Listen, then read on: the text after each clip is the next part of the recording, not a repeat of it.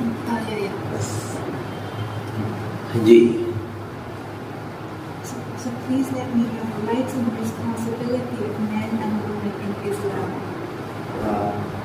Please ہمیں سمجھائیے کہ اسلام میں عورت اور مرد کے کیا کیا حقوق ہیں اور ان دونوں کے لیے ایک دوسرے کے لیے کیا کیا رسپانسبلٹیز ہیں، ایک دوسرے کے لیے کیا کرنا چاہیے.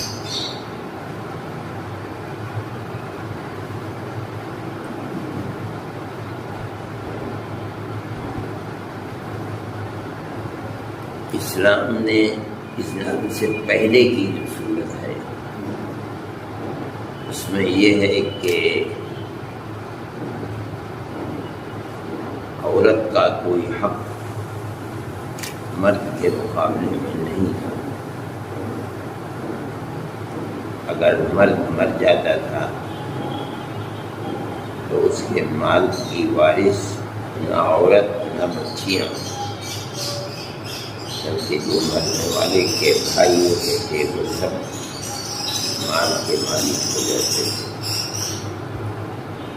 عورت اس کی ظاہر ہے کہ خواہشات ہیں، اس کی اپنی ایک زندگی ہے، ان چیزوں کا کوئی خیال نہیں رکھا جاتا تھا، بلکہ اس کو جس کسی کے ساتھ وہ جانا چاہتی تھی وہ نہیں جا سکتی تھی، جس کسی کے ساتھ شادی کرنا چاہتی تھی وہ نہیں کر سکتی تھی.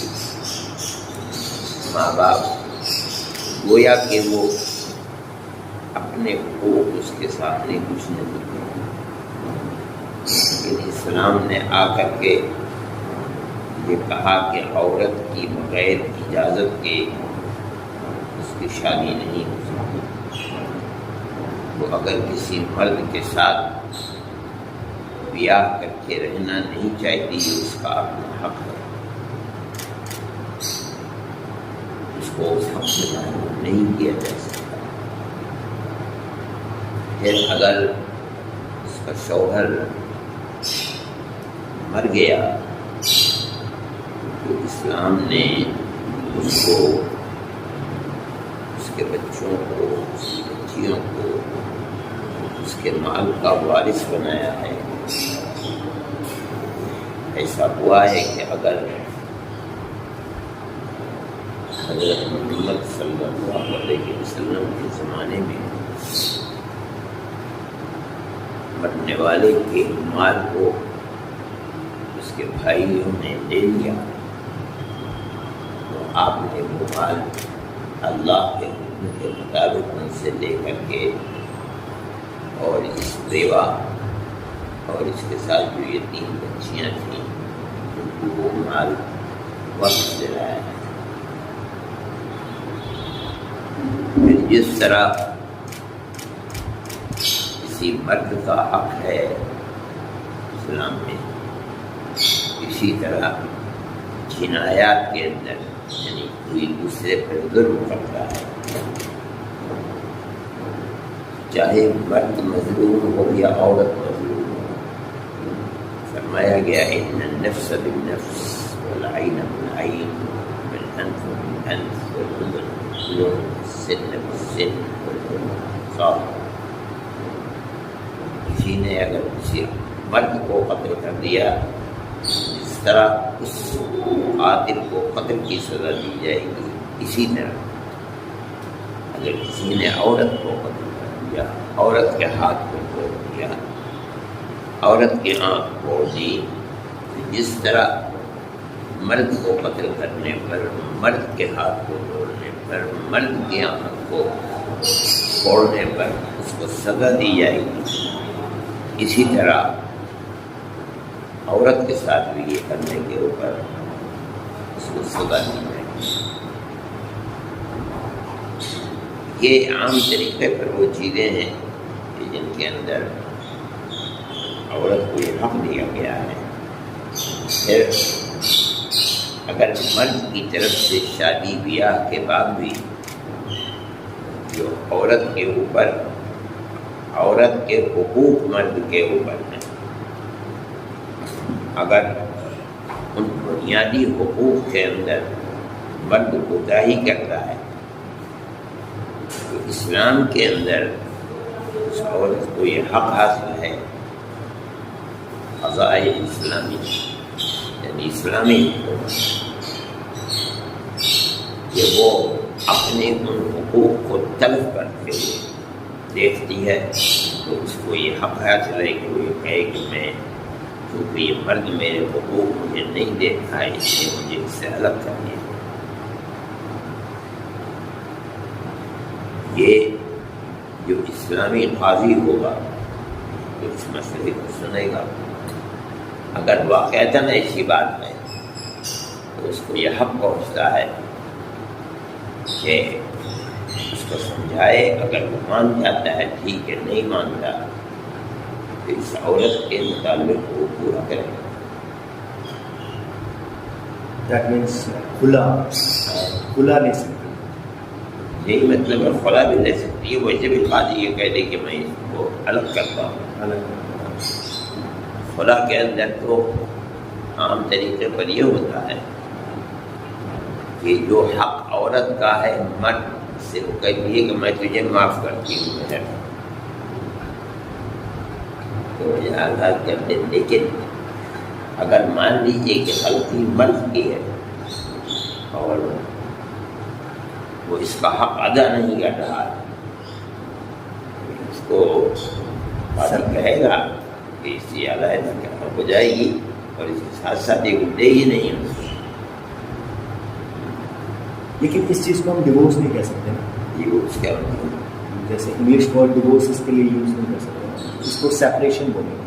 نہیں, یہاں کیا کرنا چاہیے, میں ہر اردو میں بولیے طلاق نہیں بول سکتے. ہاں طلاق نہیں بولیں گے, اس کو طلاق نہیں, اس کو قاضی کو یہ حق حاصل ہے کہ وہ اگر یہ دیکھ رہا ہے کہ یہ مرد اس کو اس کے حق پورے نہیں کر رہا ہے, وہ اس رواج Is it a good thing for a woman to work outside and go to school? اسلام میں عورتوں کا گھر سے باہر نکل کر کے کام کرنا اور اسکول میں جانا اور پڑھائی کرنا, یہ کیا صحیح ہے؟ اس کے اوپر کوئی اسلام نے عورتوں کو تعلیم حاصل کرنے کے لیے روکا, لیکن علم کو حاصل کیا جائے گا اسلامی ماحول میں اور اسلامی پابندیوں کے ساتھ. مثال کے طور پر جوان بچیاں, جوان عورتیں, جوان بچے اور جوان مردوں کے ساتھ اختلاط نہیں, یعنی مل جل کر کے نہیں پڑھیں. اگر تعلیم کے لیے درسگاہیں الگ الگ ہیں اور عورت وہاں حجاب کے ساتھ آتی ہے, پڑھانے والی عورتیں ان کو پڑھاتی ہیں, تو اس تعلیم کے اندر سے اسلام روکتا نہیں. یعنی یوں کہا جائے کہ اسلامی ماحول کے اندر دنیا کی تعلیم, اس میں کوئی اسلام میں رکاوٹ نہیں. یہ سمجھنا کہ بالکل تعلیم عورت کے اندر نہ ہو اور اسلام اس کو ہر طرح تعلیم سے روکتا ہے, یہ غلط ہے, ایسی چیز نہیں ہے.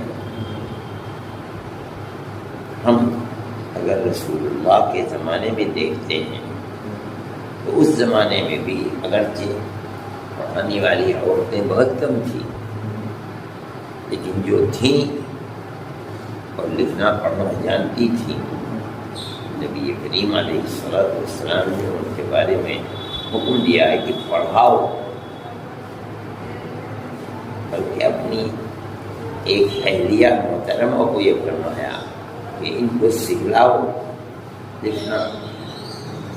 اس لیے لکھنے پڑھنے کی مناہی اسلام کے اندر نہیں ہے, مگر یہ ضروری ہے کہ ماحول اسلامی ہونا چاہیے.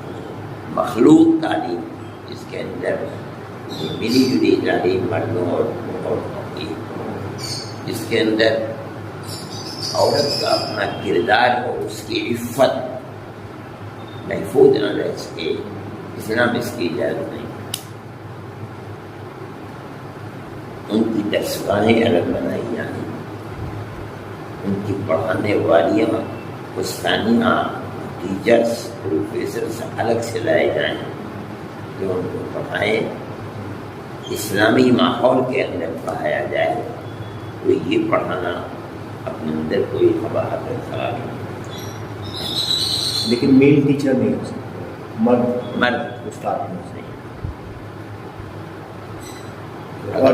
اگر وہ آج کل پردے کے پیچھے سے آن لائن پڑھاتے ہیں یہ اس کی اجازت ہو سکتی ہے۔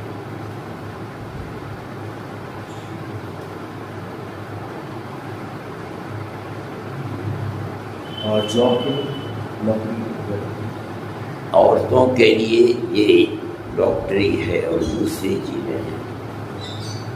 بہت سے ایسے مراحل ہیں جن کے اندر عورتوں کے لیے الگ ہو سکتا ہے، مردوں کے لیے الگ ہو سکتا ہے۔ ڈلیوری کا مسئلہ ہے، اس کے لیے عورتوں کا الگ مسئلہ ہونا چاہیے۔ پھر بیماریاں جس طرح مردوں کو ہیں اسی طرح عورتوں کے لیے بھی ہیں۔ عورت اگر ڈاکٹر ہوگی تو عورتوں کو اس کے پاس جانا، اپنی بیماریوں کا اظہار کرنا، ہو سکتا ہے کہ وہ مرد کے سامنے اس کا اظہار نہ کر سکتی ہو، عورت کے سامنے اظہار کرے، تو اس میں کوئی حرج کی بات نہیں، بلکہ جو بیماریاں اور جو چیزیں عورتوں کے ساتھ مخصوص ہیں ان بیماریوں کے لیے عورت ڈاکٹر کا ہونا ہی مفید ہے۔ سچ ایک اور چیز میں نظر اس میں کہ عورت پڑھنے کے بعد کوئی کام کرے یا نہ کرے، اگر ماں تعلیم یافتہ ہے تو وہ علم کی اہمیت کو جانتی ہے، وہ اپنے بچوں کے لیے چاہے وہ لڑکے ہی کیوں نہ ہو، اسکول سے آنے کے بعد وہ ان کو پڑھا سکتی ہے، گویا کہ ٹیوٹر کا کام کر سکتی ہے، کیونکہ علم کی اہمیت کو جانتی ہے۔ اس لیے اس کی گود میں پلنے والے بچے علم کی زیور سے آراستہ پیراستہ ہو سکتے ہیں، وہ مددگار ثابت ہوتے ہیں۔ لیکن اگر وہ بالکل جاہل ہے، بے پڑھی لکھی ہے، تو اس کی نسل کا عالم بننا ہی بڑا مشکل ہے۔ وہ جانتی ہی نہیں قدر کی نظر، قطع نظر اس کے کہ وہ پڑھ کر کے کرے گی کیا۔ میں یہ کہتا ہوں کہ اگر وہ کچھ بھی نہ کرے، صرف اپنے گھر میں اپنے بچوں کی پرورش ہی کرے، تو یہ لڑکے جو اسکول میں جا رہے ہیں، چھوڑ دیجیے بچیوں کو، یہ لڑکے، ان لڑکوں کے لیے بھی ان کی ماں جو پڑھی لکھی ہے وہ بہت بڑا علم حاصل کرنے کا ذریعہ بن سکتا ہے۔